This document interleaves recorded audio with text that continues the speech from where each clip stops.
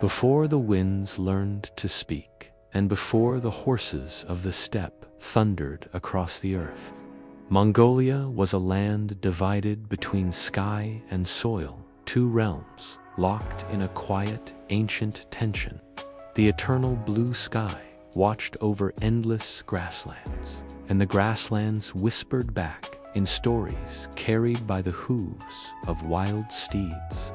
It was said that when the sky glowed silver and the northern lights burned low, a bridge of pale fire appeared between heaven and earth. From that bridge descended the Tengaren Udgon, the sky seer's mortal spirits who shaped the destiny of chieftains, herds, tribes, and the winds themselves. But on the last night of the frost moon, under a sky trembling with omens, an event occurred that no Udgon, no shaman, no warrior had foreseen.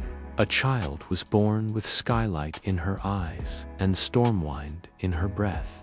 Her name would be whispered for centuries. Her footsteps would shake empires. Her voice would rouse the horses of the heavens. And her destiny would entwine Mongolia's fate with the will of the eternal sky itself. Her name was Irianbold, and this is the beginning of her legend. Chapter 1: The Night of the Silver Sky and the Child of the Wind. On the night the sky turned silver, when the stars trembled like shards of a shattered mirror, the world held its breath. The winds, normally fickle, restless wanderers, fell eerily still. The trees, rivers, and mountains listened, as if waiting for a prophecy long whispered but never fulfilled.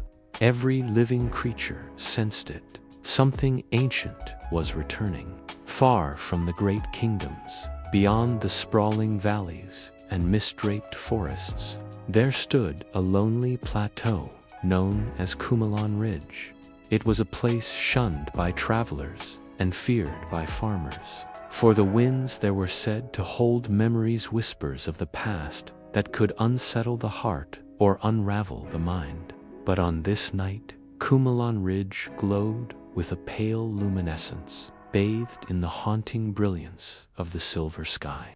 At the center of the plateau stood a woman draped in robes the color of the early dawn. Her name was Mira, keeper of the old songs, and her eyes reflected both fear and wonder. In her arms she held a newborn child whose first cry had not yet come. The child was wrapped in a cloth woven from lightning-scarred fibers, threads that shimmered with faint blue sparks. Each spark pulsed in time with the drifting winds that had returned only for this moment. Myra lifted the infant toward the shimmering sky. "The child of the wind has come," she whispered, her voice trembling. "Born under the silver sky, just as the prophecy spoke." At that very moment, the clouds above peeled back like a curtain, revealing a vast spiraling vortex, neither storm nor star, but something between worlds. It shimmered with streaks of pale gold and icy white, twisting and breaking apart like living glass. The air hummed with ancient power. The plateau trembled. Then the wind returned, not as a gentle breeze, not as a storm, but as a chorus of voices, deep, resonant, echoing across hills and valleys. The gusts swept around Mira, pulling at her robes, stirring her hair, weaving around the silent child with an almost reverent touch. Sahel, Sahel, Sahel, the name of winds, the one foretold.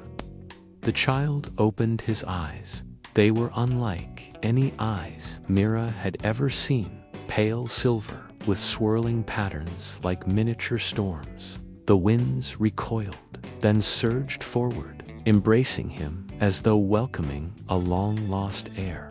The sky brightened further, the silver deepening to a metallic glow that illuminated the entire horizon.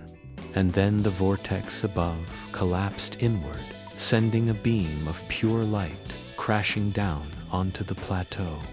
The force was immense. Stones cracked, dust and shards of earth exploded outward. But Mira stood firm, shielding the child with her body as the winds whirled around them, forming a protective barrier. The beam of light struck the ground mere steps away, carving a glowing mark into the earth, a spiraling symbol of wind and storm. When the light faded, the winds whispered once more. The split realms awakened. Mira's breath caught. The prophecy was unmistakable now. A child born under a silver sky. A child whose first breath would carry the memory of the winds. A child destined to bridge the split realms, the mortal world, and the unseen world of spirits, once joined and then torn apart in ages long forgotten. She looked down at him. "You are Sahel," she whispered, her fingers brushing his tiny hand. "Child of the wind, born to heal what the world has broken, or to shatter it further." The child closed his eyes, and for a single heartbeat, the wind died. Then, suddenly, a distant rumble echoed across the plains. Mira stiffened. She had heard that sound once before, 13 years ago, when the last rift trembled and tore fissures across the western mountains. It was not thunder. It was the tremor of worlds shifting, of realms pressing too close together. The rumble deepened, rolling across the land like a warning. Far beyond the plateau, storms began to gather. Birds darted from the forests, flocks moving in frantic spirals. Animals fled their dens. Even the rivers swelled and churned violently, as if disturbed by something lurking beneath their depths. Myra clutched the child tighter. "It begins sooner than I feared." The winds around her shifted, forming patterns only she could decipher. Messages, warnings, fragments of a future too vast and terrible for ordinary minds. She listened, her heart pounding. He must be hidden, he must be trained, he must survive, or all realms fall. Lightning split the sky. The ground trembled once more, and somewhere beyond the plateau, beyond the forests, mountains, and scattered kingdoms, something stirred, something ancient, something bound to the prophecy of the silver sky and the child born beneath it. Mira exhaled slowly. She pressed her forehead against Sahel's. "I will protect you," she vowed. "Even if the realms burn, even if the winds forget their name, I will not let the prophecy consume you." She wrapped him carefully, securing the shimmer-woven cloth. The winds quieted, listening. "Come, Sahel," she whispered. "We must flee before the rift opens again." She turned from the glowing mark carved into the earth and stepped into the darkness beyond the plateau. The winds followed her. The sky dimmed from silver to pale gray. The world held its breath once more, and thus began the legend of the Child of the Wind, destined to rise in an age of ruptured realms, restless storms, and ancient forces awakening from their long slumber. The silver sky had spoken, and nothing would ever be the same. Chapter 2: The Prophecy of Winds and the Shadow of the Split Realms. The morning after, the night of the silver sky dawned with a strange stillness. The forests of Fu, cow usually alive with the murmur of leaves and the songs of birds, felt suspended, as though holding their breath. Winds whisper. The child born beneath the silver celestial glow lay wrapped in silken blankets, woven of moon thread and feathercloth. His presence brought warmth to the hut, yet outside, an inexplicable chill draped the valley. The elders gathered in a circle around the newborn, their eyes flickering with fear, reverence, and confusion.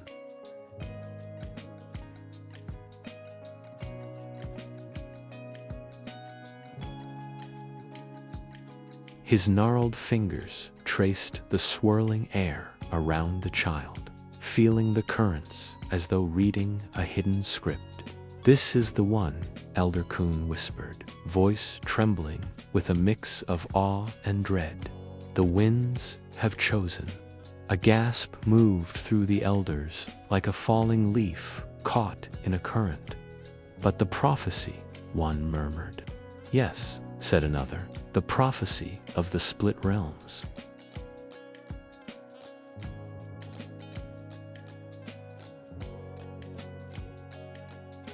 His gaze lingered on the slumbering infant, the child who had brought with him a breeze that curled and danced by its own will.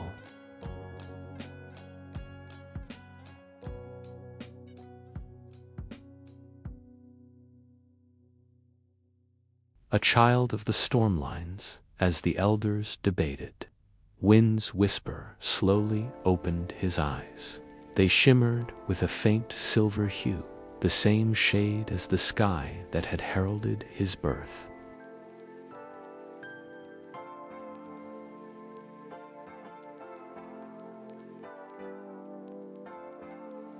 His mother, Sela, felt a pang of both pride and fear.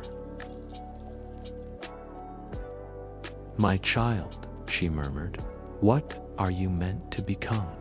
At that moment, the wind outside rose in a soft, gentle, but purposeful. It carried with it the scent of distant storms, the taste of unseen horizons. The elders felt the shift in the air, a sign none dared ignore. The wind has awakened early, Elder Kun murmured. It senses the stirring of the other realm. A shadow crossed his expression, uncertain and foreboding. The prophecy of winds that night. The elders lit the sacred pyres and gathered in the Hall of Echoes, a cavern beneath the village where the breeze never died and where the walls hummed with forgotten stories. Elder Kun stood before the ancient drums, carved with swirling wind spirits and ancestral guardians. His voice echoed through the cavern as he began reciting the long-sealed prophecy.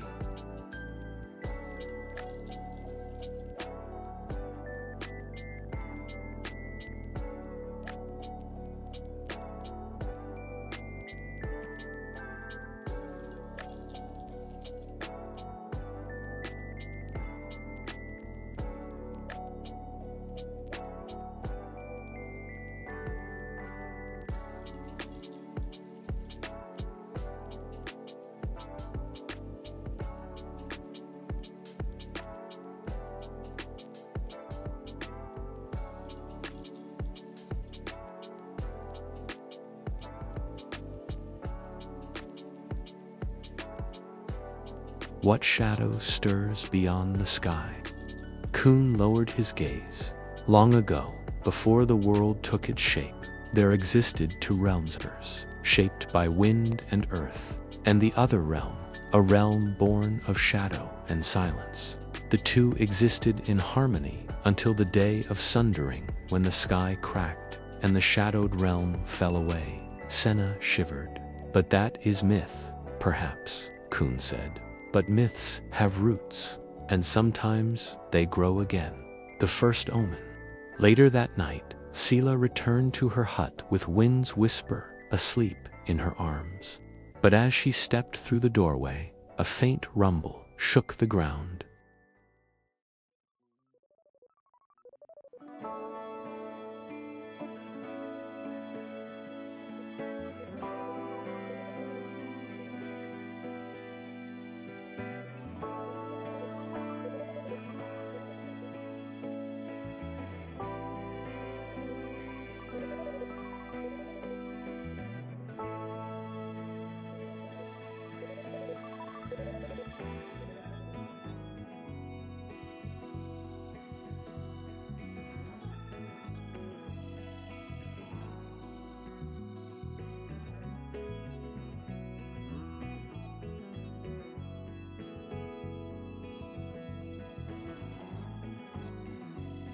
The growing power.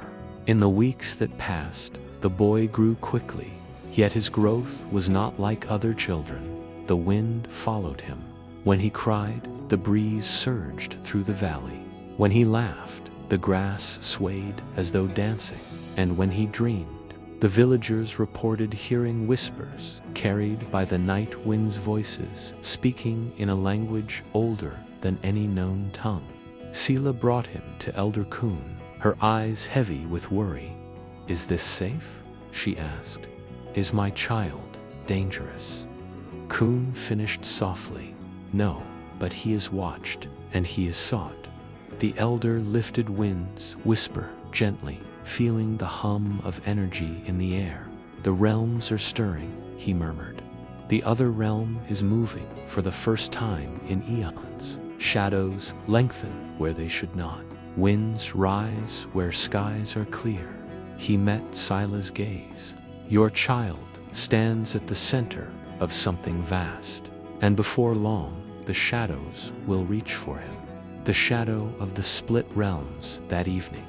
As the sun dipped below the horizon, the sky flashed with a streak of silver, the same strange color that marked the night of the child's birth. A soft rumble followed, echoing not from the mountains, but from farther, higher, beyond. The villagers watched, uneasy. "Another sign," murmured Kun. "The boundary weakens."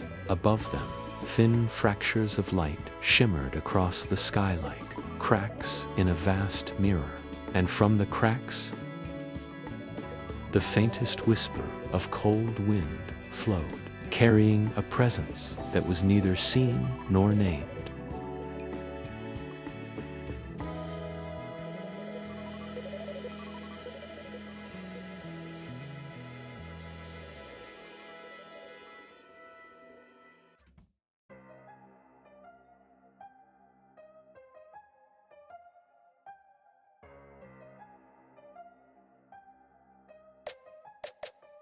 Chapter 3: The First Shattered Gate and the Beast of Silent Winds.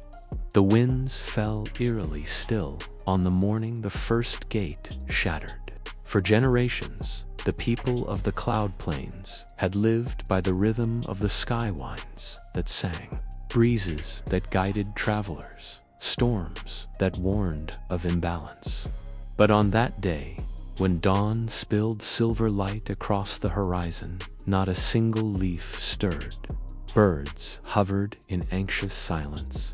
The villagers stood at their doorways, sensing that something ancient had awakened. At the center of the plains, young Arania, the child of the wind, stood with her staff planted in the earth. Her eyes, pale as morning mist, reflected the strange immobility in the air. She was no longer merely a gifted girl. The prophecy spoken in hushed voices was beginning to unfurl like an unseen storm. Behind her came Ilar, her closest companion, sharp-minded, loyal, and deeply attuned to the rhythms of the sky. "It's happening, isn't it?" he whispered, scanning the horizon. "The prophecy, the fractures." Aranea did not answer immediately. Instead, she pressed her palm to the ground. The earth was trembling, not with violence, but with a vibration, like the breath of some enormous creature rising from slumber. "The first shattered gate," she said at last. "It's calling." Ilar's expression hardened. "Then we go. Whatever waits for us, we face it." Together, they began their journey toward the northern cliffs, where the winds had always been strongest, now terrifyingly absent. The silence before the roar, the path to the cliffs, was unsettling. Every step echoed too loud, too sharp, without wind to carry sound away. Even their breaths felt intrusive. Trees leaned unnaturally still, branches heavy, as if waiting for a verdict from the sky itself. Aranya paused beside a ridge. "There," she murmured. A faint glow flickered behind the horizon.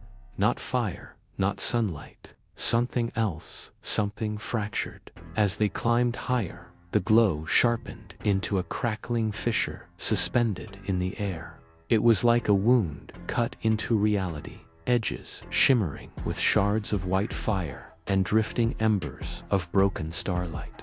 The villagers called such anomalies gates, but none had seen one active in centuries, and never like this. The gate throbbed with unease, each pulse rippling across the plains. The windless sky trembled. Ilar swallowed. It's beautiful and wrong. Aranea stepped closer, her heart pounding.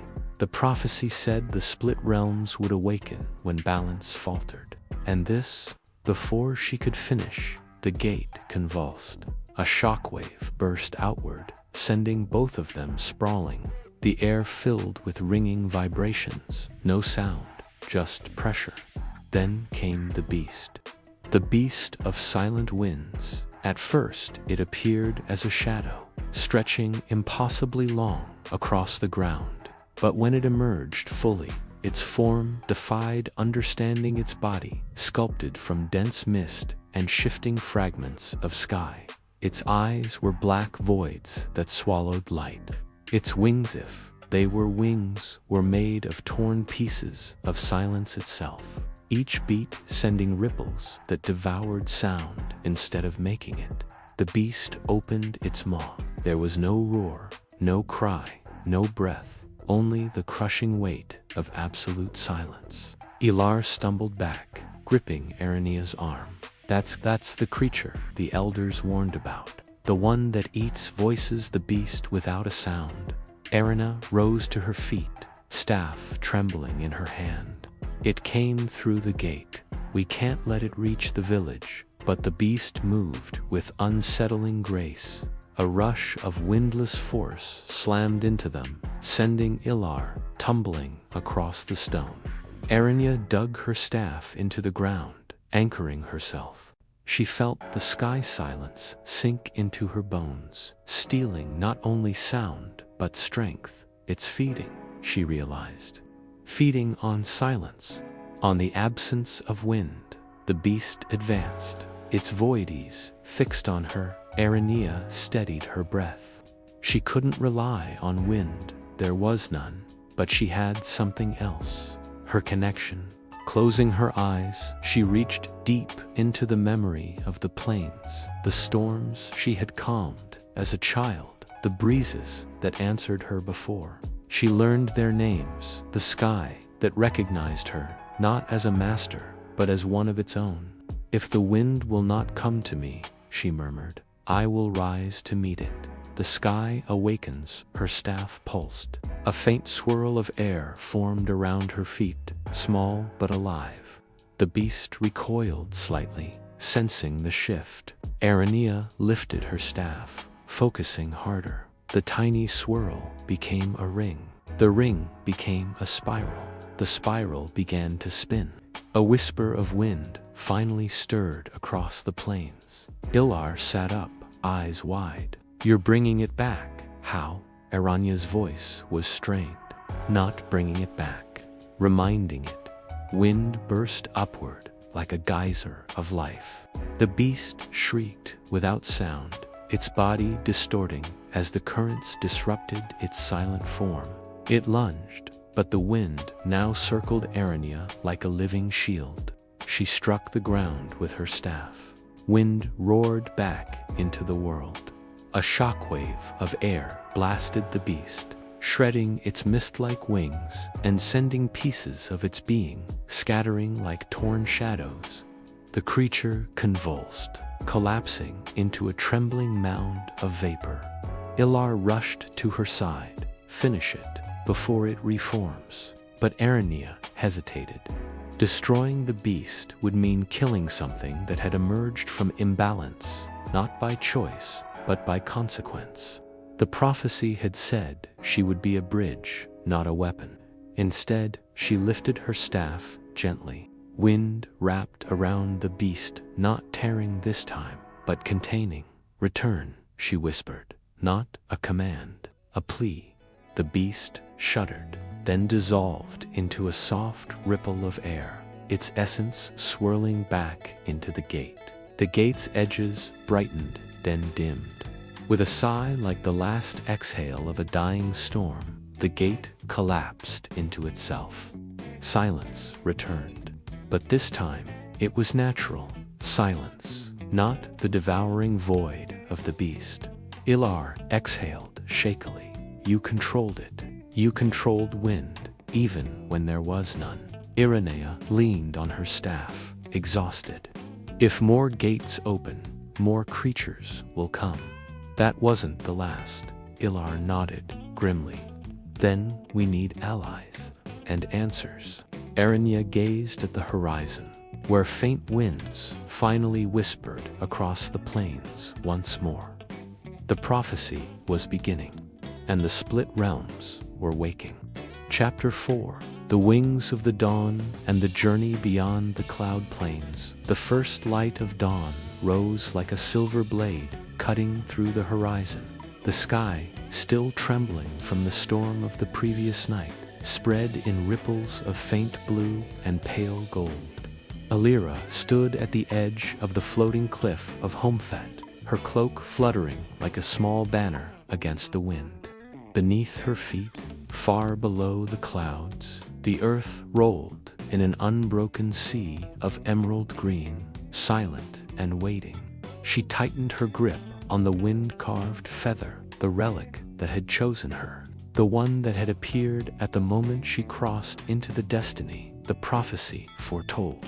It pulsed faintly with warmth, resonating with the rhythm of her heartbeat, as if urging her onward. Master Thelen approached her, his footfalls soundless on the stone. His robes flowed like drifting mist, each embroidered pattern telling the history of the Sky Orders, the Rain Speakers, the Cloud Walkers, the Wind Callers.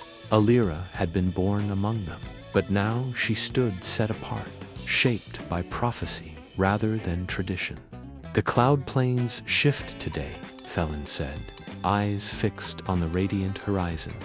They change their path only once every generation. If you fly now, the winds will carry you to the Hall of Dawn. Alira's pulse quickened.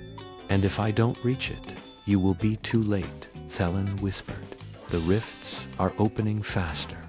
Last night's beast was only the first. Worse ones stir in silence.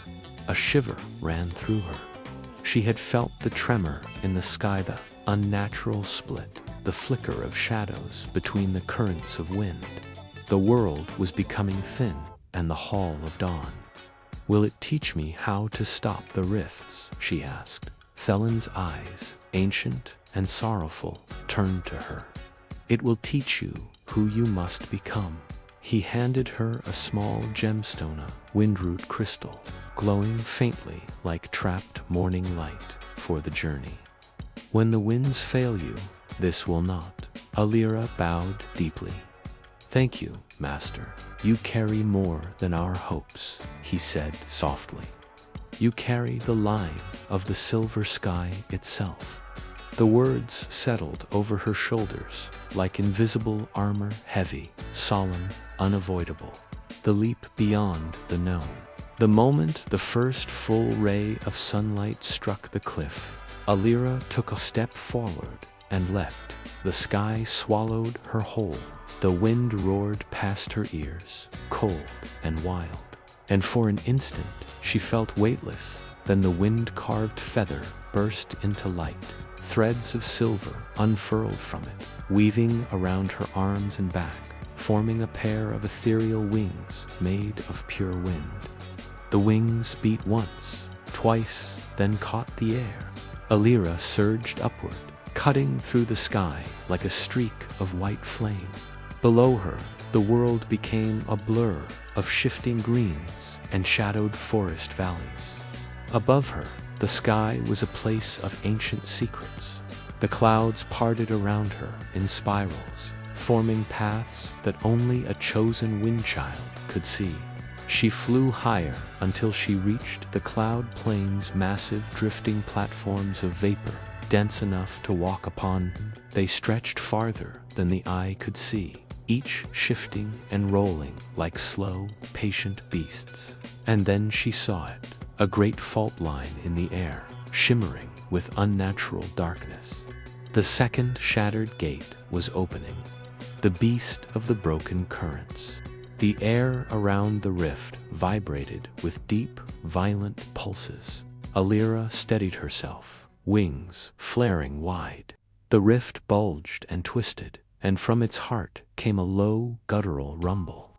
Then it emerged, a creature made entirely of wind and shadow, its form shifting unpredictably ahead like a cracked storm vortex, a body coiling like a hurricane, claws formed from slicing gales. Its eyes burned with cold, silent fury. Alira inhaled sharply. A rift tempest far more dangerous than the whisper beast she had fought before. The creature lunged, its storm claws slicing through the cloud platform, sending spirals of vapor flying. Alira dove aside, the wind screaming past her. Her wings strained to hold her aloft as she twisted in midair. She raised the wind-carved feather. It blazed with a brilliant silver light. Winds of the dawn, hear me. Her voice carried through the sky, weaving through currents, stirring the sleeping fragments of ancient storms. Light gathered at the tips of her wings, swirling around her in a radiant vortex. The tempest roared and struck again. Alira countered, spinning, wings extended, releasing a blast of compressed wind. The two forces collided. The impact shattered a portion of the cloud plains, tearing a great hole in the mist floor. Alira was thrown back, her wings flickering. She steadied herself just as the tempest spiraled toward her in a renewed frenzy. She grasped the windroot crystal and pressed it against the feather. Light exploded. Wind solidified. A single spear of dawn-infused air formed in her hand. With a cry that echoed across the sky, Alira thrust the spear forward. It pierced the tempest's core. The creature let out a silent scream, soundless, but felt in the bones before bursting into dissipating storms. The rift sealed abruptly, collapsing with a final pulse of silver light. The sky stilled. Alira hovered alone, chest heaving, wings dimming. That was only the beginning, she whispered. The road to the Hall of Dawn. When her breath finally steadied, she looked ahead. Through the rolling fog, she saw it, a city of floating towers carved from sunlight itself, a radiant citadel suspended at the highest edge of the sky. The Hall of Dawn.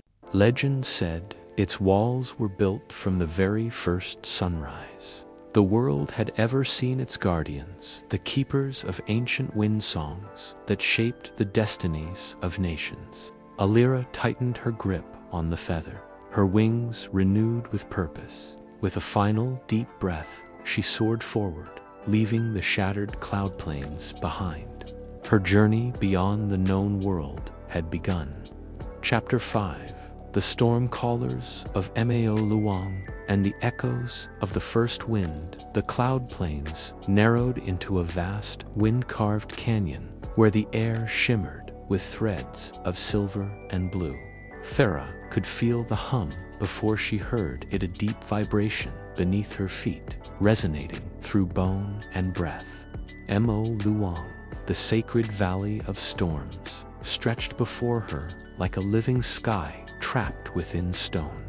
Legends whispered that the first winds of the world were born here, that the mountains themselves once opened their ribs to release the breath that shaped the heavens. Now the valley pulsed with that same ancient force, as if the world was awaiting a daughter of the wind to step inside.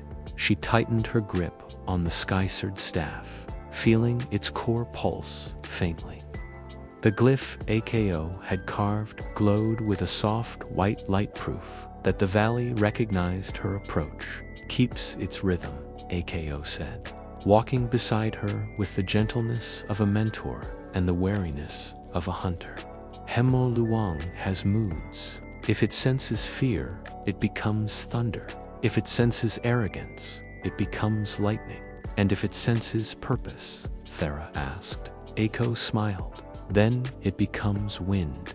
Ahead, the storm began to shift. Spirals of mist rose from the canyon floor, twisting like serpents made of cloud. Flashes of far-off lightning illuminated enormous stone pillars, carved long ago by the stormcallers, the ancient order who tamed the sky in generations past. They walked deeper into the valley, where sound thickened into a rolling chorus of wind song. Each gust carried a voice, some weary, some commanding, some filled with pain. Thera stopped. "These are not echoes. These are memories," Ako nodded. The first wind left its imprint on the valley. Stormcallers come here to hear it, if they are brave enough. She stepped forward. The moment she crossed the threshold of the oldest stone arch, the wind hit her like a torrent of visions. She saw the day the first gate shattered, a wound opening in the sky. She saw a beast of pure storm falling into the world, screaming rage into the mountains. She saw the storm callers of old raising their staffs in unity, weaving winds into shields that burned with white light. She saw a single figure among them, silver-haired eyes like twin tempests speaking her name. Thera. Her breath caught. The vision dissolved into swirling air. Ako steadied her. "The valley knows who you are. It remembers before you were born." "But how?" she whispered. "Because your name is older than your body," he replied. "Wind-born children carry echoes into the world." They pressed on until they reached the valley's heart, the storm arena of Mao Luang, where the air spun in perfect spirals. At its center stood a circle of tall stone obelisks, marked with spiraling glyphs, each one representing a wielder who had mastered a different form of wind. Now they were empty, silent, waiting. A figure stepped forward from the shadows. "You have walked far, child of the wind," she said. She was tall, wrapped in robes of storm-woven fabric, her hair floating as if suspended in unseen currents. Spirals of wind curled around her hands. "I am Nathe, keeper of the echoes, and this place has been waiting for you." Thera bowed respectfully, though her heart pounded. "I seek the truth behind the prophecy. The shadow of the split realms grows, and beasts cross into our world. I must learn how to stand against them." Nathe's gaze sharpened. "To stand against them, you must first understand who you are." She pointed toward the obelisks. "Each one contains the memory of a caller. Touch them, and you will hear what they knew, how they summoned the first winds, how they fought the first beasts, how they lived and how they fell." Thera approached the nearest obsidian pillar. Ako called out, "Remember, knowledge is powerful, but so is loss." But Thera touched the stone before her fear could stop her. Wind exploded around her. Suddenly, she was standing in the past, watching a legion of stormcallers, channeling the echo winds to seal a rift beast back beyond the veil. She felt their unity, their strength, their grief. She learned how to bend winds into shapes, how to sharpen them into blades, how to soften them into healing currents. She felt the moment the first gate cracked. She felt the moment the rift realm breathed into hers. And she heard a voice, a whisper, threading through all other sounds. "Neither human nor beast, daughter of the wind, the realms will tear, unless you choose the path of the storm." The vision shattered. Thera fell to her knees, gasping. Ako rushed to her, fear in his eyes. "Thera, what did you see?" She clutched the staff. "I saw the beginning, and I saw the end if we fail." Nathe's expression softened with knowing sorrow. "The beasts that crossed your path, those were only the first. The gates between realms weaken.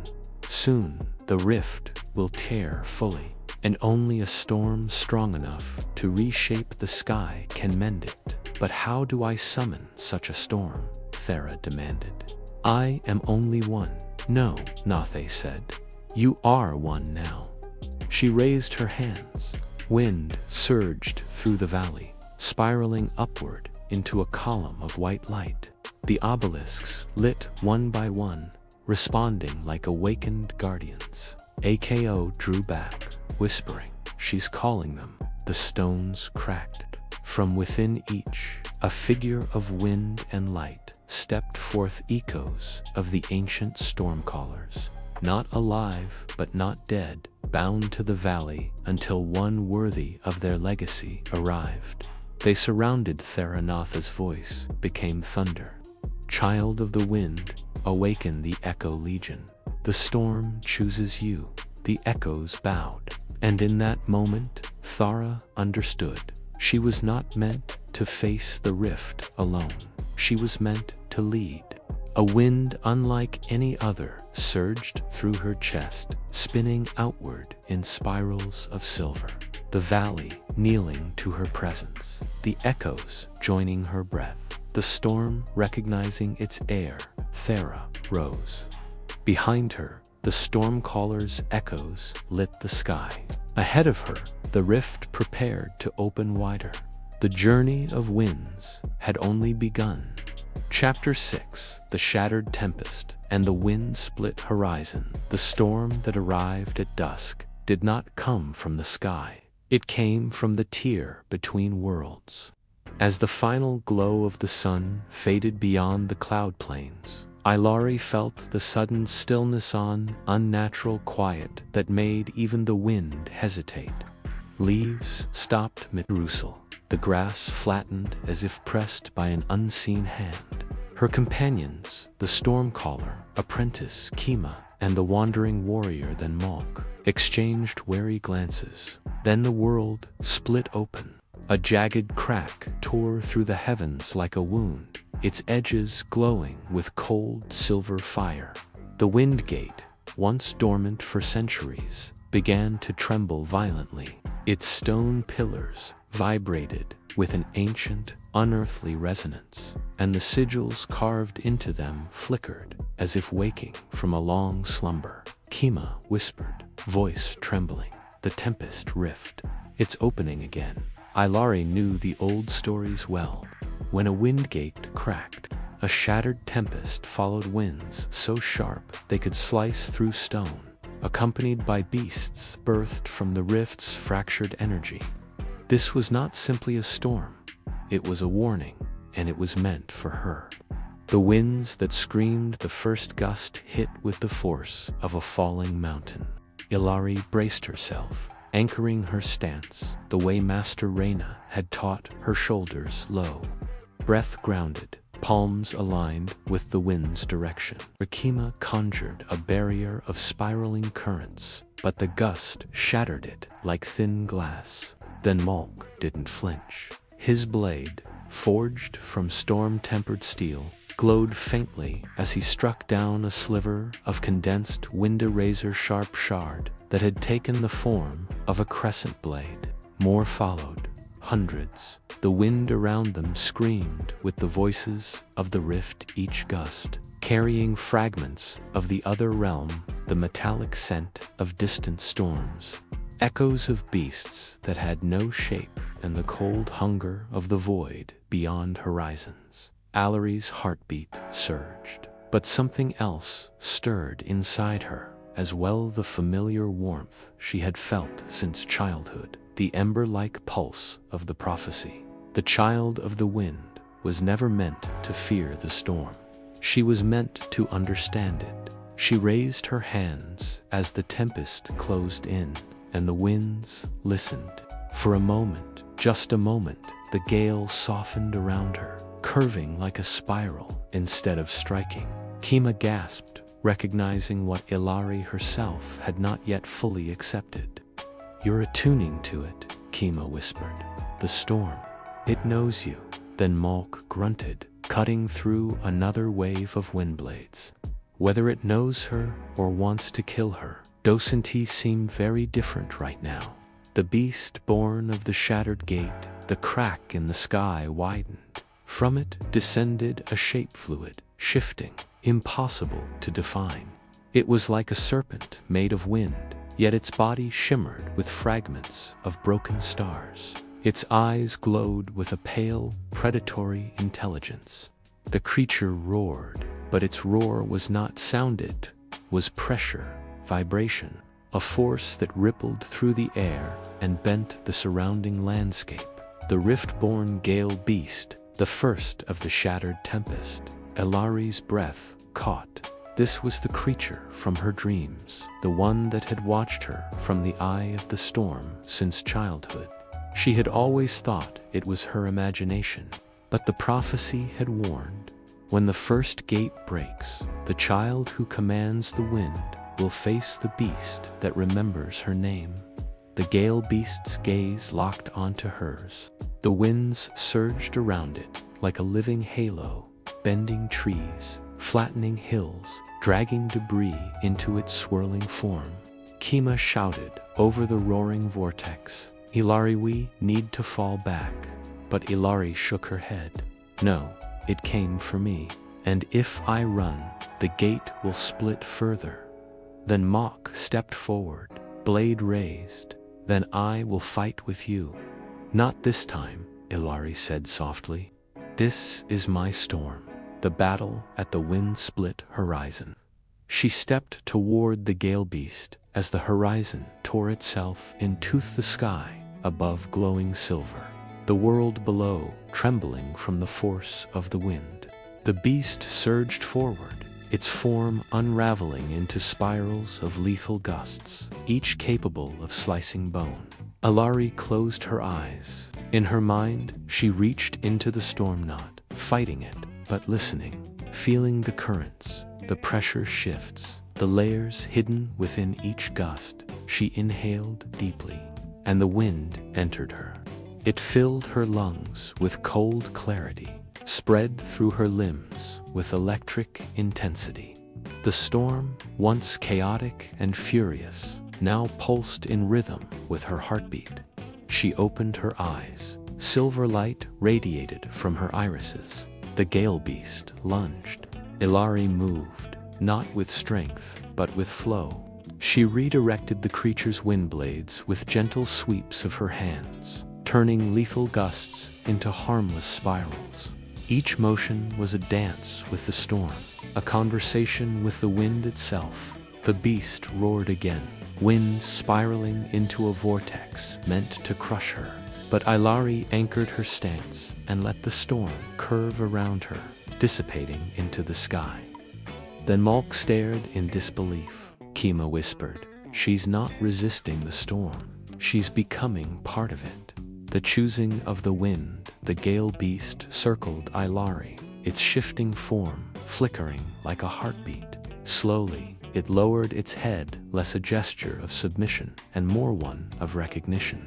Then, without warning, it plunged its essence into the ground, sending a pillar of wind spiraling upward. The storm scattered, the rift trembled and then sealed with a thunderous crack.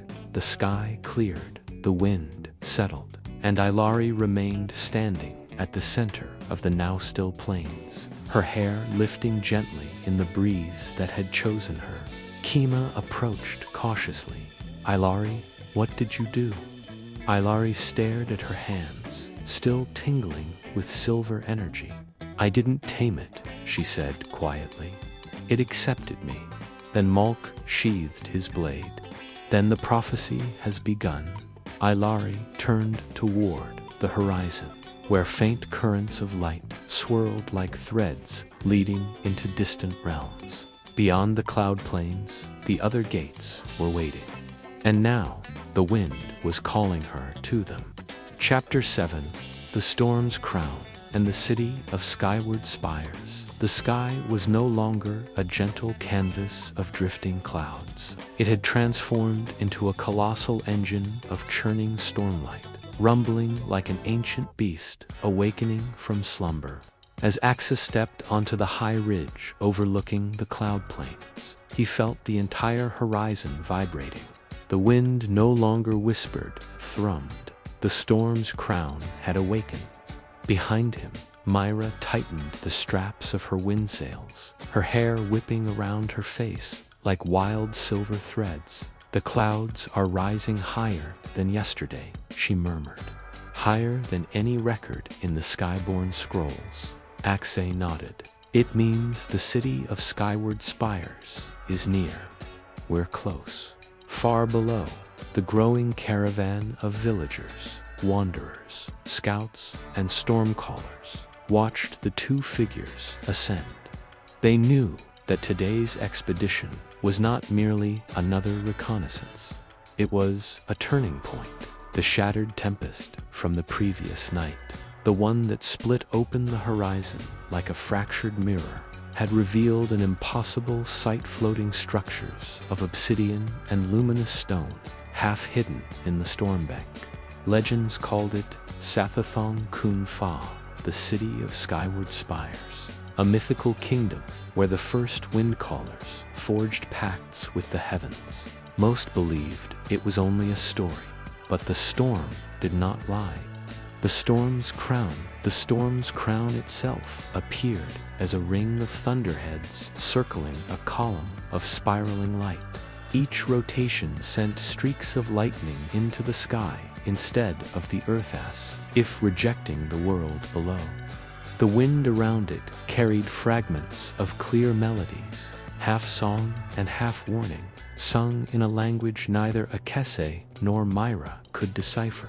"The storm sings today," Myra whispered. "No, it remembers," Axay corrected, feeling the vibrations through his chest. "This is the echo of the first wind." When he placed his hand over his heart, the wind pearl, the relic chosen him at birth, glowed faintly. It pulsed in rhythm with the storm, not frightened but resonating, as though responding to a long-lost kin. They advanced closer. The winds sharpened, slicing and swirling like blades.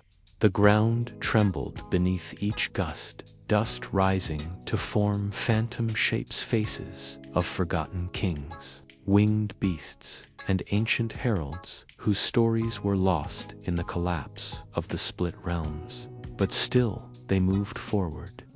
The gates of updraft. The final ascent was treacherous. At the cliff's edge, the storm callers erected copper wind harnesses to create a stabilizing spiral. Priests of the sky, pagoda, chanted prayers while Myra calibrated their gliders. Akessa peered over the edge. Below them, an updraft roared upward, so fiercely it appeared solid, like a white pillar carved from wind itself. The gate of updraft, the only entrance into Sathathong Kun Fa, Myra smirked, ready to jump into history. Axay took a breath. If the storm wills it, they leaped. Wind caught them instantly, hurling them upward with breathtaking force. The world became a whirl of blinding white streaks and roaring air. Their gliders strained. The wind pearl vibrated like a beating heart at Axay's chest, guiding their path through the cyclone. Then the clouds parted and the city appeared. The city of skyward spires. Spires rose like colossal needles, their bases swirling in the cloud sea. Entire towers floated without any physical foundation, anchored only by glowing runes burning with sky-blue fire.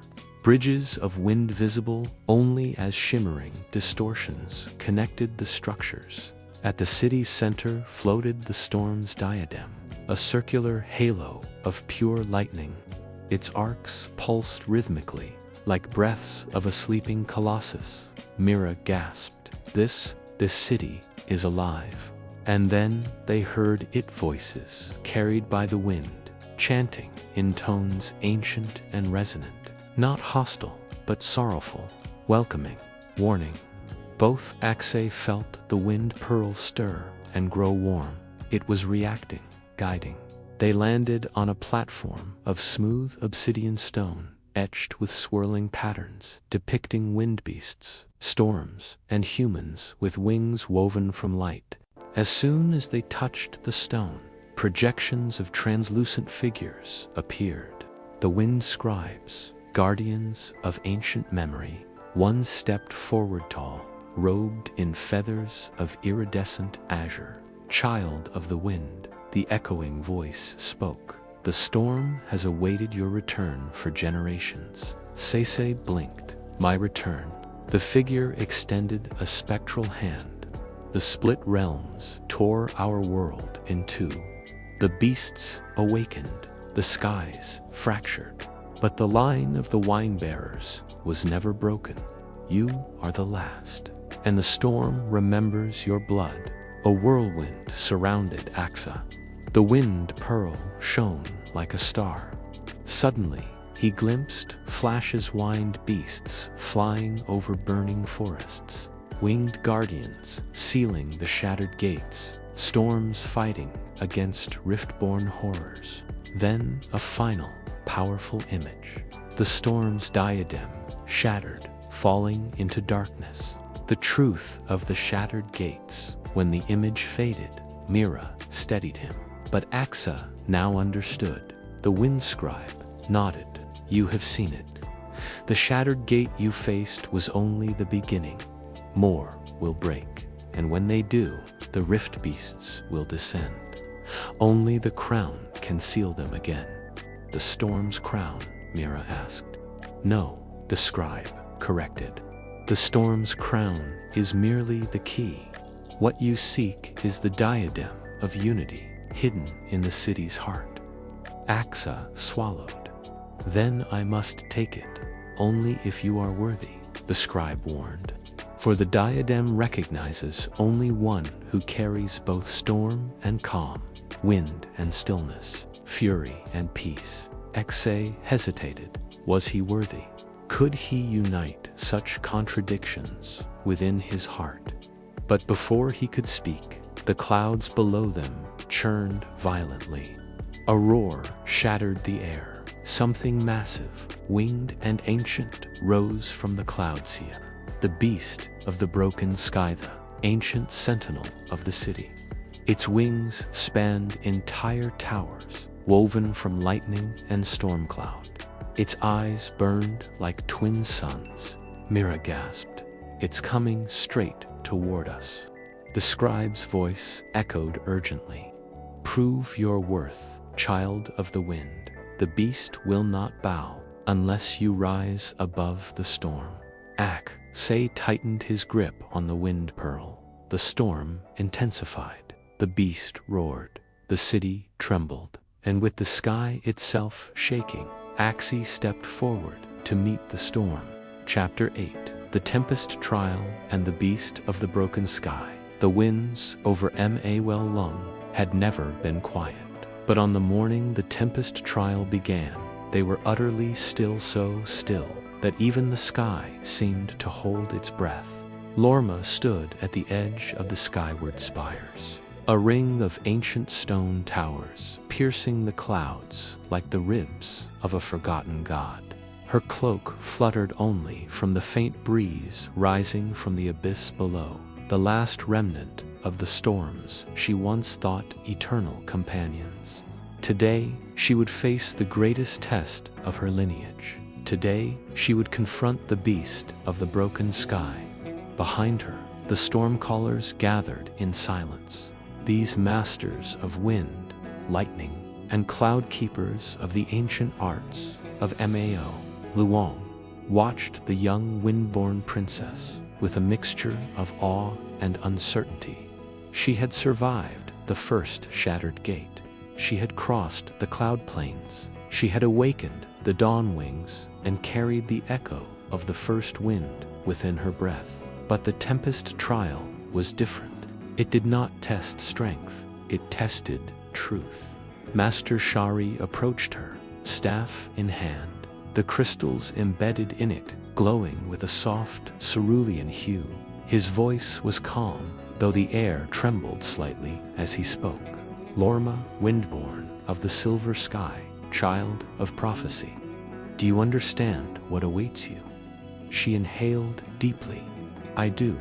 But understanding does not make it easier. That is why it is a trial, he replied gently. One does not calm a storm by commanding it. One calms it by becoming what the storm cannot shake. He tapped the stone beneath their feet. The sound resonated like thunder rolling across distant mountains. The beast of the broken sky is not merely a creature. It is the reflection of your deepest fear, your shadow in the wind. Lorma did not respond. She did not need to. Master Shari bowed his head and stepped back. The trial had begun. The sky splits open, the clouds above twisted violently, as if stirred by a giant invisible hand. A booming crack tore through the sky, splitting it into jagged fragments of light and shadow. The air hummed with tension, with electric breath, with the weight of something ancient stirring from its slumber. Lorma raised her arms, feeling the wind coil around her fingers. It felt colder than usual, sharp, whispering, uneasy. A massive shape descended from the cracked sky. At first, it appeared like a drifting storm cloud. But as lightning illuminated its form, Lorma saw wings as vast as mountains, feathers made of stormlight, and eyes burning like twin cyclones. The beast of the broken sky roared, and the roar shook the skyward spires to their foundations. It was not just a creature, it was a storm given shape, a wound in the sky made flesh, and she was expected to face it alone. Lorma steadied her heartbeat, calling the wind to her side. The echo of the first wind within her responded, forming a spiral of soft light around her body. She lifted into the air, wings of wind forming behind her, translucent and shimmering. The beast roared again, hurling a blast of razor-sharp wind toward her. She rolled aside, descending through the clouds, then rising again with a burst of force. The battle began as a dance fast, fluid, full of danger. The storm within the creature lunged, and Lorma barely dodged the strike.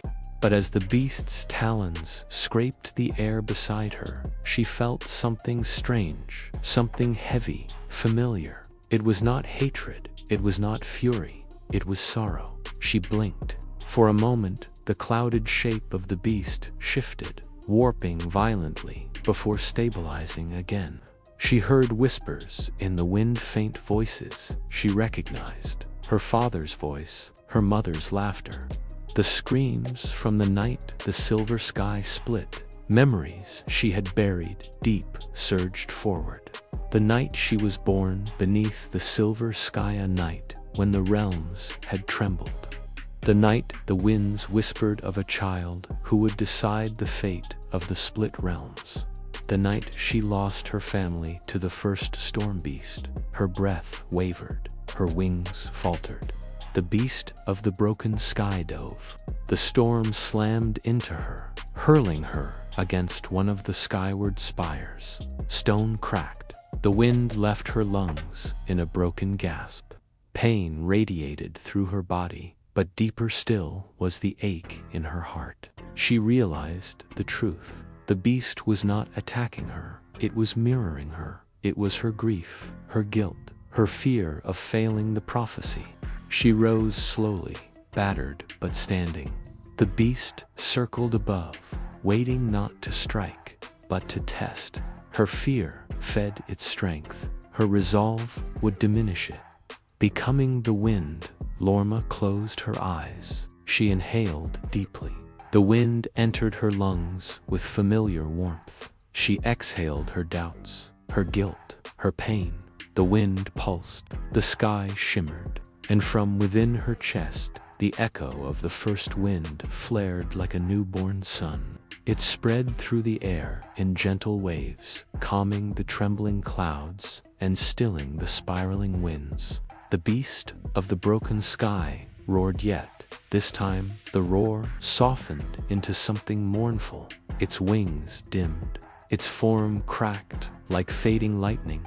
Its massive body dissolved into spirals of wind, drifting around Lorma like a shifting veil of memories. She spoke softly, voice carried by the wind. I am not your enemy. I am the child of the storm you left behind, and I accept what I am. The moment the words left her lips, the sky mended, the cracks sealed. Light poured down through golden clouds, bathing the skyward spires in warmth. The beast bowed its head, no longer a threat, but a guardian, acknowledging a successor. Its form dissolved completely, leaving behind a single feather made of pure windlight. Lorma reached out and caught it. It pulsed with immense power, ancient, boundless, waiting for her to claim it. She had passed the tempest trial. A new wind rises. Master Shari approached as the storm callers knelt in reverence. His old eyes gleamed with pride. You did not conquer the storm, he said. You understood it. That is the mark of a true windborn. Lorma bowed her head. The beast, it was part of me. Indeed, he replied. And now, because you embraced it, the realms will feel the changing tide. The prophecy moves forward. Lorma looked toward the horizon. Dark clouds lingered in the distance, not of danger, but of destiny. The split realms were stirring again. The shattered gates were shifting, and she, the child of the wind, would soon face the greatest storm of all. But now, she was ready, for she had become the wind that nothing could break. Chapter 9: The Fall of the Skyward Veil and the Path into the Realm of Echoes. The Skyward Veil had always been the greatest mystery of the High Realms, a shimmering curtain of silver blue, air that separated the mortal sky from the deeper winds. The ancient domains where forgotten spirits drifted, and where storms were born long before the first mountains rose. For centuries, its glow remained unbroken, its edges rippling like the hem of a divine garment. But on this night, as Rainai and the Stormcallers stood upon the highest terrace of Emoalang, the veil trembled, not with beauty, not with light, but with fear. A low, resonant hum vibrated through the clouds as fractures spread across the silver expanse. The temperature dropped sharply, and the wind stilled, not naturally, but as though silenced by a force far older than storms themselves. Rainai felt the change the moment it happened. The winds did not merely stop, they recoiled, withdrawing like a living thing seeking safety. The veil is collapsing, whispered Elder Campan, his voice thin with dread. If it falls completely, the realm of echoes will bleed into ours. A chilling sound rippled across the sky. Not thunder, not wind, not anything the Stormcallers had ever heard.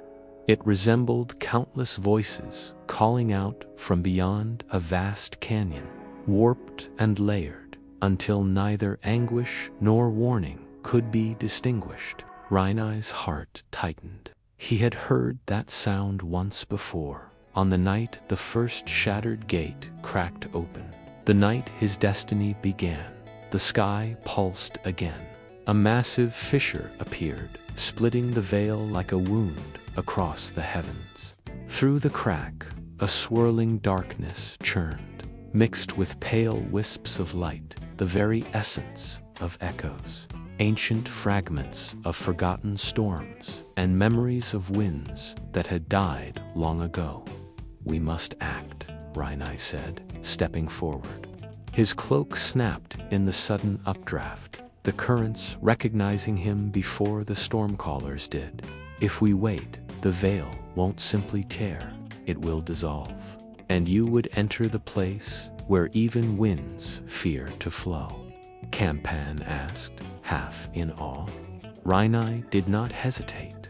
If the beast of the broken sky waits there, then I must. The Stormcallers looked at one another. None volunteered, none refused. They simply knew that whatever lay beyond the veil was meant for him alone. The winds, as if sensing his resolve, lifted beneath his feet. They carried him upward in spiraling currents, weaving a path toward the fractured sky. The closer he came, the colder the air grew, until it felt as though he flew through the breath of ancient spirits. At the threshold of the veil, the air warped, colors twisted into unrecognizable textures, sound dispersed into hollow echoes. His body tingled as the world thinned around him. Then he crossed. The realm of echoes was nothing like the sky he knew. It was vast and weightless, filled with drifting shards of forgotten storms. Every gust of wind carried a memory, a voice, a scream, a laugh, a roar, fragments of the past trapped in eternal repetition. The clouds were not clouds, but clouds of recollection, swirling tapestries of past winds, woven together and torn apart. Rhinai hovered among them, his breath steaming. The atmosphere pressed into him like invisible hands, probing his thoughts, his fears, his purpose. He closed his eyes, steadying himself. "If I lose myself here," he whispered, "I cannot save the sky." A whisper answered him, his own voice, from years ago, on the day his village burned. "Run, run, run." A memory fragment, a broken echo. He pushed through it, defying its pull. As he ventured deeper, he began to see shapes moving through the drifting haze. Humanoid silhouettes formed from wind currents, looping endlessly through motions that once belonged to lost ancestors of the Stormcallers. They did not attack, they did not speak, but they watched him, judged him. Something shifted ahead, a massive surge of pressure, as if the entire realm inhaled. The beast of the broken sky emerged from the swirling storm stuff, like a mountain of wind and bone. Its form shifted between vapor and flesh, its many eyes glowing with the pale luminescence of forgotten lightning. Its presence bent the realm itself, warping echoes into spirals. Rhinai steadied his stance. "I am Rhinai of the Cloud Plains," he declared, voice unwavering. "I seek balance between sky and realm," the beast answered. Not with sound, but with a violent distortion of wind and memory. A cyclone exploded outward, carrying with it shards of forgotten storms, memories of battles between ancient stormcallers, screams of lost winds, the roar of tempests that once devoured entire plains. Rhinai fought, the beast's form elongated, dissolving into a tendril of storm that reformed behind him with impossible speed. He barely dodged, but then a familiar whisper drifted to him through the chaos, the voice of his mother, Rhinai. "Do not fight the wind, become its center." He exhaled, calmed, aligned. The storm around him bent, not through force, but through acceptance. The realm of echoes responded. The fragments of memory slowed. The beast hesitated, sensing something shifting within him, a resonance with the very essence of wind. Rhinai raised his hand. The echoes gathered. The realm vibrated, not in defiance, in recognition. The beast lowered its swirling head, its many eyes dimming into a pale, respectful glow. It did not submit. Ancient beings did not bow, but it acknowledged him, a packed, unspoken hat. Behind the beast, the echo road unfolded a twisting path of spectral winds, leading deeper into the realm. Rhinai stepped forward. The skyward veil continued to collapse behind him. Time was running out. If he could not reach the core of the realm and restore its balance, the mortal sky would fall forever. He inhaled the strange, shimmering air. The wind pulsed through his veins, and with steady resolve, he entered the path into the realm of echoes, knowing that the final battle, not just for the sky, but for the world below, awaited him beyond the shifting horizon. Chapter 9: the fall of the skyward veil and the path into the realm of echoes. The skyward veil had always been the greatest mystery of the high realms, a shimmering curtain of silver blue, air that separated the mortal sky from the deeper winds. The ancient domains where forgotten spirits drifted, and where storms were born long before the first mountains rose. For centuries, its glow remained unbroken, its edges rippling like the hem of a divine garment. But on this night, as Rainai and the Stormcallers stood upon the highest terrace of Emoalung, the veil trembled, not with beauty, not with light, but with fear. A low, resonant hum vibrated through the clouds as fractures spread across the silver expanse.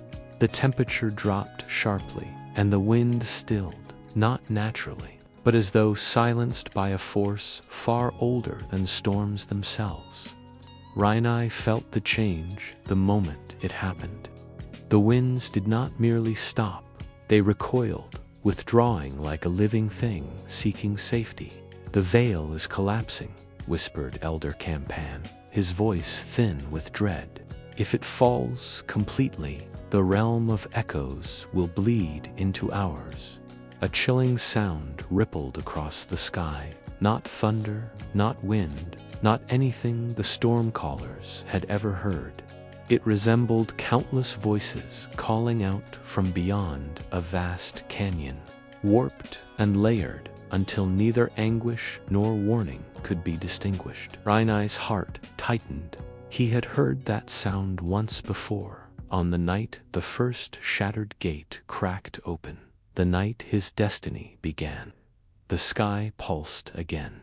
A massive fissure appeared, splitting the veil like a wound across the heavens.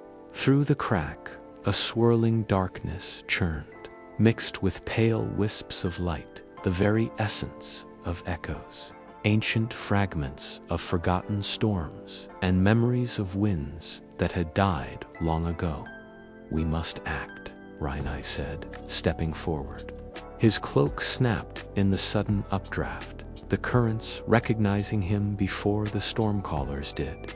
"If we wait, the veil won't simply tear, it will dissolve, and you would enter the place where even winds fear to flow." Campan asked, half in awe. Rainai did not hesitate. "If the beast of the broken sky waits there, then I must." The Stormcallers looked at one another. None volunteered, none refused. They simply knew that whatever lay beyond the veil was meant for him alone. The winds, as if sensing his resolve, lifted beneath his feet. They carried him upward in spiraling currents, weaving a path toward the fractured sky.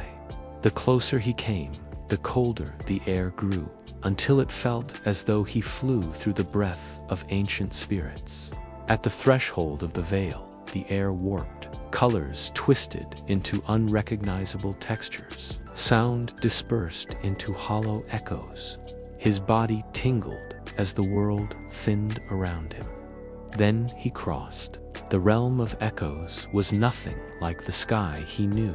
It was vast and weightless, filled with drifting shards of forgotten storms. Every gust of wind carried a memory, a voice, a scream, a laugh, a roar, fragments of the past trapped in eternal repetition. The clouds were not clouds, but clouds of recollection, swirling tapestries of past winds, woven together and torn apart. Rainai hovered among them, his breath steaming. The atmosphere pressed into him like invisible hands, probing his thoughts, his fears, his purpose. He closed his eyes, steadying himself. "If I lose myself here," he whispered, "I cannot save the sky." A whisper answered him, his own voice, from years ago, on the day his village burned. "Run, run, run." A memory fragment, a broken echo. He pushed through it, defying its pull. As he ventured deeper, he began to see shapes moving through the drifting haze. Humanoid silhouettes formed from wind currents, looping endlessly through motions that once belonged to lost ancestors of the Stormcallers. They did not attack, they did not speak, but they watched him, judged him. Something shifted ahead, a massive surge of pressure, as if the entire realm inhaled.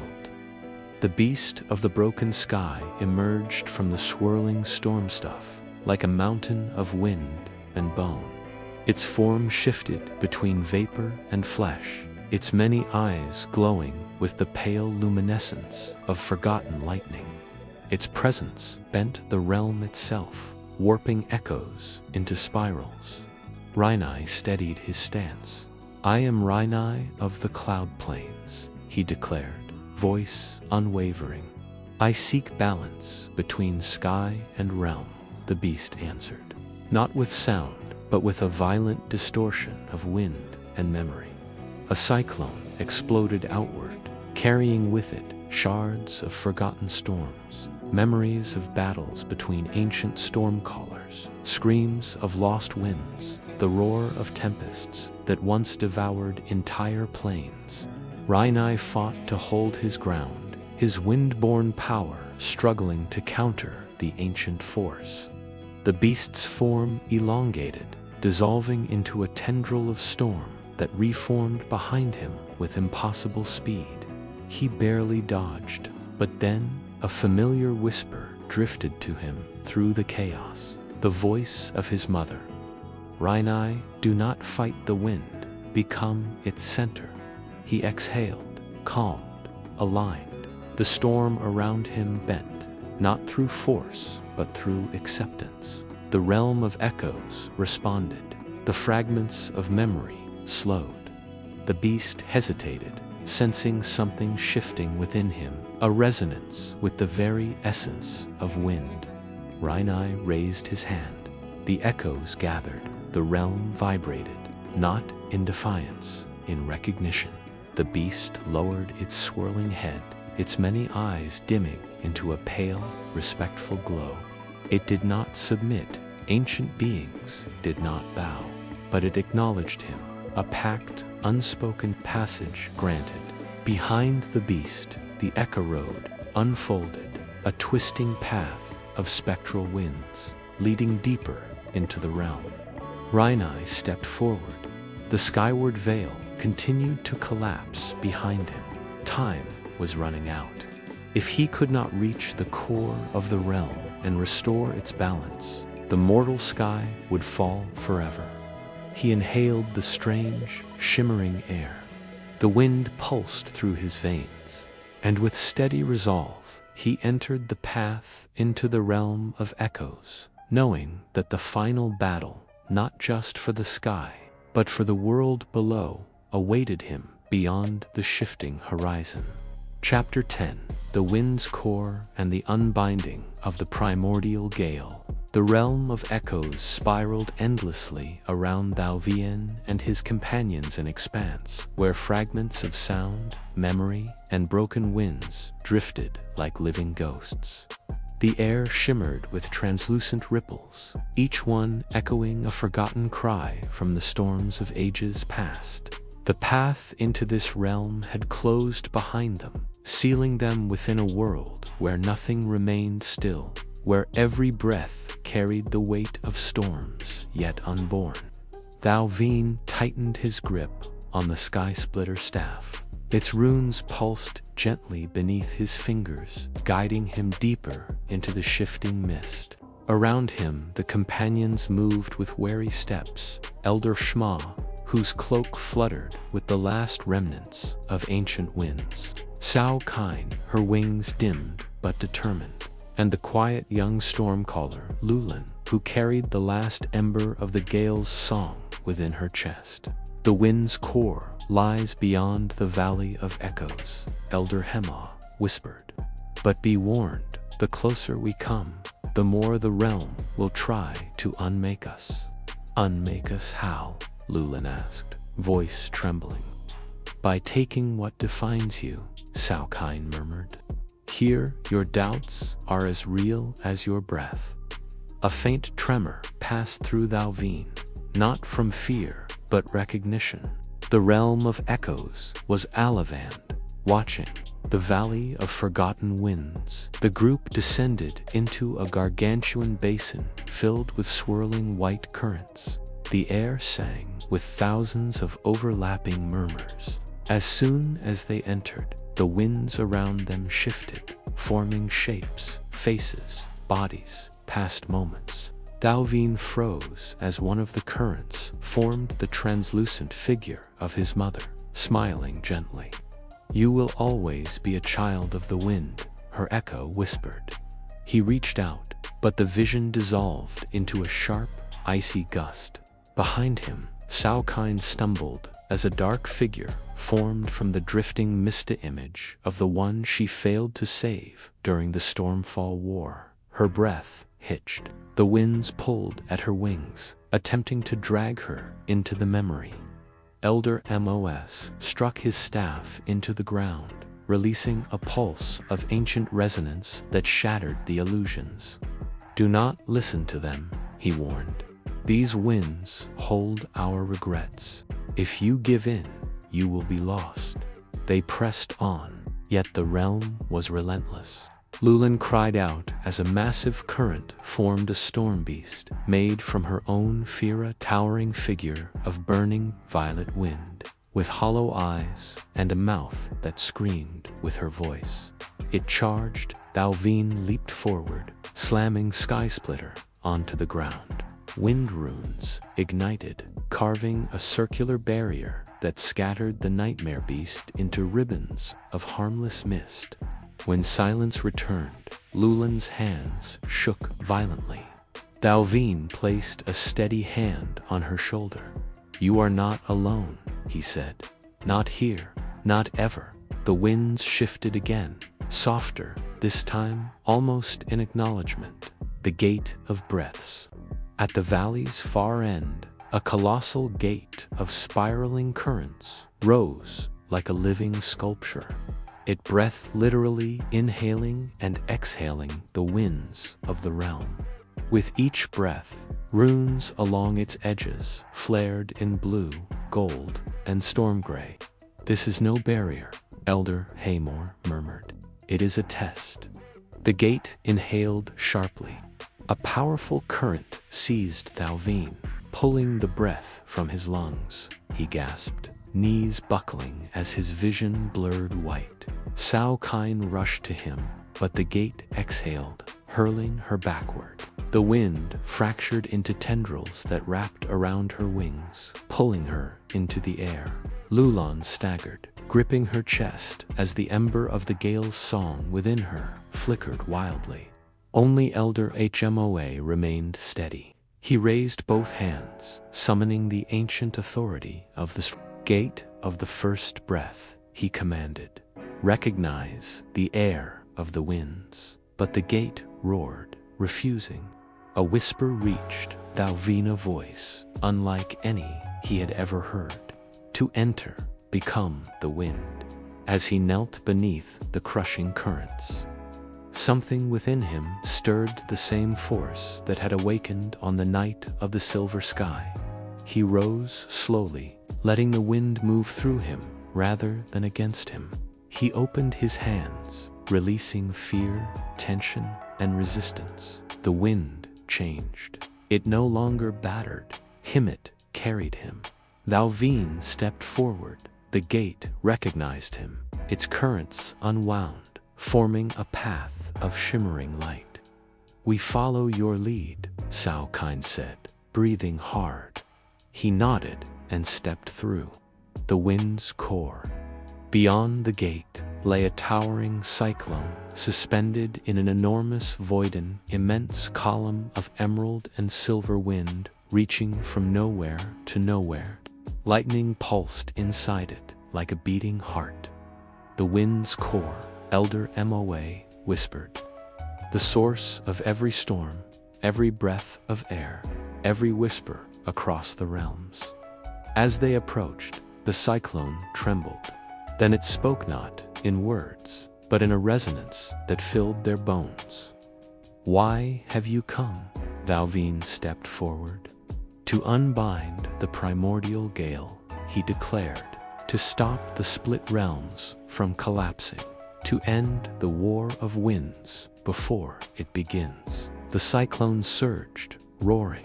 A massive shape emerged, an ancient wind beast, larger than anything they had faced. Its body swirled like a living storm, and its eyes burned white. Elder Hmoa shouted over the howl, the guardian of the core. Thou Venu must prove your right. The beast lunged, unbinding the gale. Thou Veen planted Sky Splitter into the ground. Wind burst outward, forming a spiraling shield. The beast slammed into it, shattering the barrier.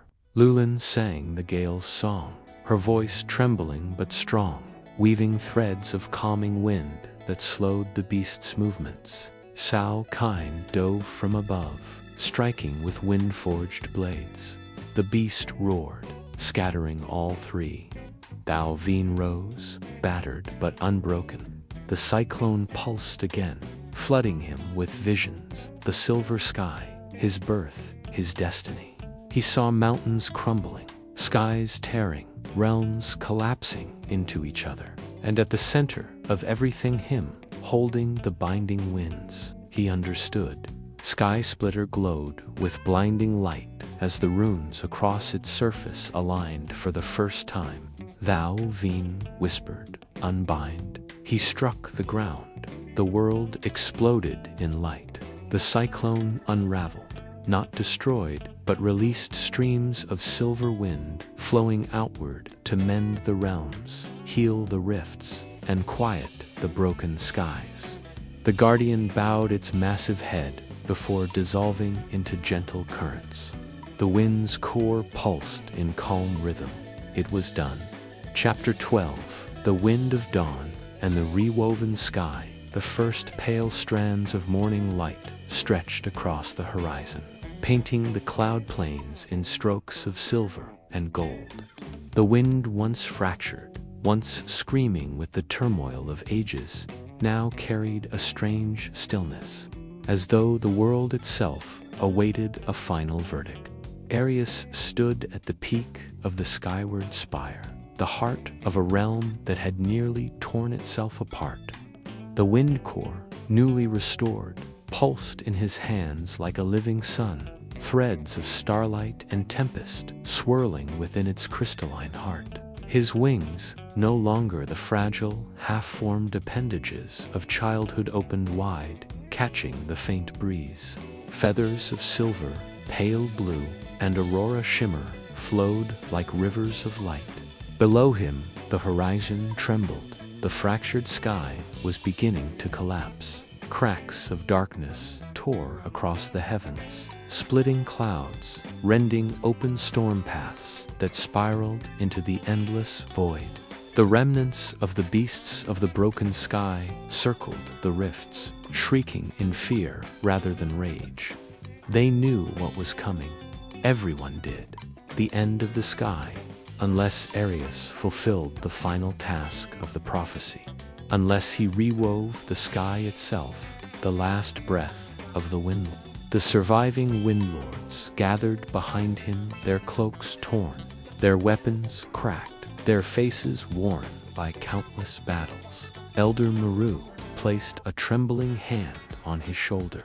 Arius, you carry the gale of all ages. The sky will follow your command. But when you reweave it, the winds may take more than they give. I know, Arius whispered. He had felt it since the moment he touched the primordial gale. Any act of restoration demanded a sacrifice. The wind core hummed with growing urgency. The cracks widened. Light bled through the wounds of the sky like molten silver. Zephyra approached next, her once proud sky blades sheathed, her wings shimmering with the strength she had regained during the tempest trials. You won't face this alone, she said quietly. If the sky must be remade, then we stand with you until the final breath. He smiled faintly. You have always stood with me, and always will. Above them, thunder rolled, not violent, but mournful, like the final heartbeat of a dying world. Into the heart of the fracture, Arius leaped into the air, wings catching the quivering wind. The wind lords followed, forming a spiraling formation that cut through the chaos of the storm-wounded heavens. The air shimmered with heat, frost, lightning, and memory echoes of all the winds that had ever swept across their world. When they reached the center of the fractured sky, the void yawned open like the mouth of a great cosmic beast. A swirling abyss of broken winds pulled at them with unimaginable hunger. The sky itself cried out. Arius raised the wind core, it answered. A column of radiant gale burst forth, striking the edges of the rift. The abyss shrieked, trying to devour the light, but the wind core burned brighter, live, ancient, absolute. A voice rose from the depths of the void. Child of the wind, reweave what was broken, or let all be scattered into silence. The primordial gale, speaking through eternity. Arius closed his eyes. Then he stepped into the void. The reweaving inside the rift, the world vanished. No sky, no land, no time-only wind. Endless, primordial wind. He felt memories, not his own. The first breath ever taken. The first storm born from the clash of heavens. The first creature to ride the wind. The first grief carried across mountains. The first joy whispered between lovers beneath star-filled skies. Everything wind had ever touched flowed through him. His wings ignited with shimmering flamelight. His voice rose, not loud but steady. Arius began to weave. Threads of wind, blue, silver, gold, storm dark, moon pale, dawn bright flowed from his fingers. Each one a memory, each one a life, each one a promise. He bound them together. He sang the song of the first sky, taught to him not by words, but by the gale that raised him. Slowly, slowly, the rifts closed, the cracks sealed. The wind steadied, but the wind core pulsed faster to fast. Zephyr's voice reached him through the narrowing void. Arius, come back. The sky is stabilizing. You've done it. He tried to step toward her, but the wind core rooted him in place. The sky needed a source, a heart, a sacrifice. Arius understood. He had always known. The dawn of the wine-bearer, the wind core burst into rays of pure dawn. Winds from all realms, all ages, all memories, spiraled around Arius in a blinding cyclone. His body dissolved into windlight, his form stretching into pure current, his wings unraveling into threads of gale that merged into the new sky. Zephyra reached out, screaming his name, but her hand passed through shimmering streams of air. Arius was no longer flesh. He had become the wind. A final whisper touched her cheek. Do not mourn. The sky endures, and where the wind lives, I live. The wind curled around her hand like a gentle farewell. Then it rose, then it expanded, then it became the sky. When the light faded, the heavens stood whole once more. The rifts gone, the storms calm, the world reborn. The rewoven sky, the windlords returned to Hemo Luang in silence, the people watching the newly mended heavens with awe. Colors danced across the sky, silver dawn, gold noon, violet duskage, hue woven with Arius's final gift. Zephyra knelt on the cloud plains, hand pressed against the wind. Thank you, she whispered, for rewriting the sky, for saving us, for choosing to become our dawn. The wind answered with a soft, familiar warmth, and thus ended the tale of Arius, the Galeborn. Not with death, but with transformation. Not with sorrow, but with dawn. Over the skyward spires, the wind carried a new prophecy. As long as the sky stands, the wine-bearer watches. and every dawn is his promise renewed.